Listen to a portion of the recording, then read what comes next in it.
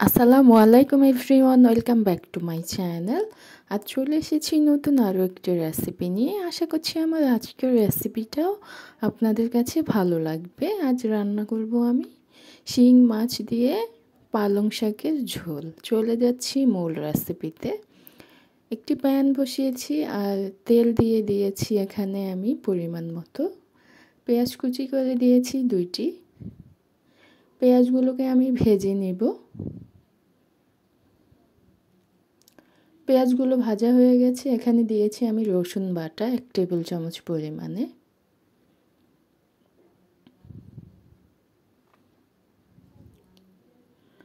রসুনগুলোকে আমি ভেজে নিয়েছি আর এখন দিয়ে দিচ্ছি লবণ স্বাদ মতো।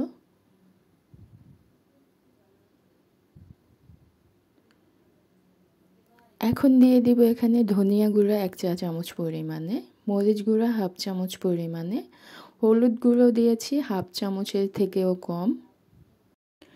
মশলাগুলো 2-3 মিনিট আমি তেলের মধ্যে কষিয়ে নিয়েছি। এখন দিয়ে দিব এখানে শিং মাছ, আগে থেকে ধুয়ে পরিষ্কার করে নেওয়া।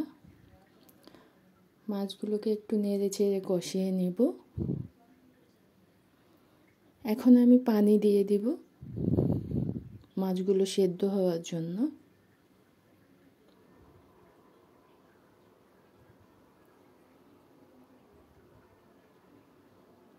ঢেকে দিচ্ছি। ফিরে এসেছি 5-6 মিনিট পরেই আমি কষিয়ে নিয়েছি মাছগুলোকে।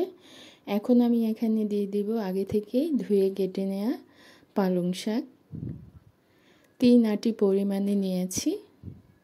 দিয়েছি বেশ কিছু কাঁচামরিচ। এখন আমি ঢেকে দেব 5-6 মিনিট। আর শাকটাও কমে গেছে। এখন আমি নেড়ে দিব।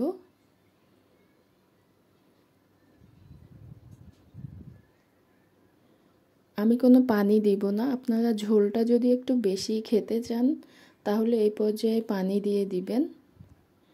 ঢেকে দিচ্ছি আবার 2-3 মিনিটের জন্য। ফিরে এসেছি 2-3 মিনিট পরেই। আমার রান্নাটাও কিন্তু হয়ে গেছে। শাকগুলোও সেদ্ধ হয়ে গেছে সুন্দরভাবে। এখন আমি নামিয়ে নিব চুলা থেকে।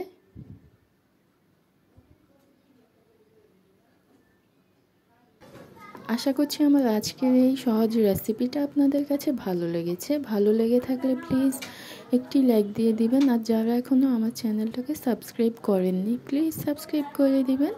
আজকের মতো এখানে বিদায় নিচ্ছি। আবার ফিরে আসবো নতুন কোনো রেসিপি নিয়ে। সেই পর্যন্ত সবাই ভালো থাকবেন, সুস্থ থাকবেন। আল্লাহ হাফেজ।